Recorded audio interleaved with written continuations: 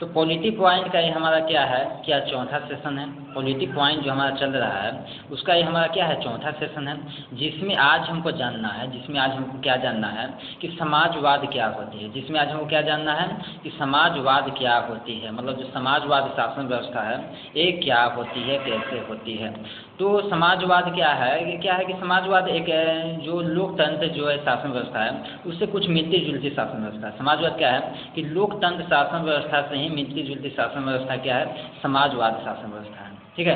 समाजवाद की परिभाषा कुछ इस प्रकार दी जाती है और बताई जाती है कि समाजवाद शासन व्यवस्था एक ऐसी शासन व्यवस्था होती है जिसमें राजा, जिसमें जो किसी क्षेत्र का जो राजा होता है पूरे समाज के व्यक्तियों के द्वारा चुना जाता है। जिसमें राजा जो होता है पूरे समाज के व्यक्तियों द्वारा मिल करके चुना जाता है। ठीक है। और उस क्षेत्र में, जिस क्षेत्र का वो राजा बनता है उस क्षेत्र में जितनी भी प्राकृतिक संसाधन होती है, उस क्षेत्र में जितनी प्राकृतिक संसाधन होती है उस सारी प्राकृतिक संसाधनों पर किसी खास एक व्यक्ति का अधिकार न होगा बल्कि पूरे समाज का अधिकार होता है।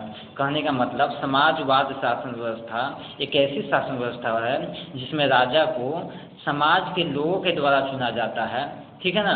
और उस क्षेत्र में प्रकृति द्वारा प्रदत्त जितना भी वस्तुएं हैं, वह प्रकृति द्वारा दिया गया जितना भी वस्तुएं हैं सारी वस्तुएं पर पूरे समाज का अधिकार होता है, ना कि एक व्यक्ति का।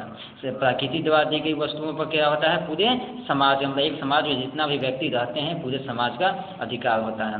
इस तरह के शासन व्यवस्था क्या कहते हैं, समाजवाद कहते हैं। तो समाजवाद क्या है, समाजवाद शासन व्यवस्था एक ऐसी शासन व्यवस्था होती है जिसमें जनता, मतलब कि समाज के द्वारा चुना गया राजा होता है, मतलब समाज के लोगों के द्वारा चुना गया राजा होता है। अब समाज जिस क्षेत्र में रहते हैं उस क्षेत्र में जितना भी प्राकृतिक संसाधन प्रकृति द्वारा दिया गया है, स्थल, जल, लोहा, लकड़ी, इस सब पर क्या होता है, पूरे समाज का अधिकार होता है। इस सब पर क्या होता है, पूरे समाज का अधिकार होता है। तो हमारा था समाजवाद क्या होती है।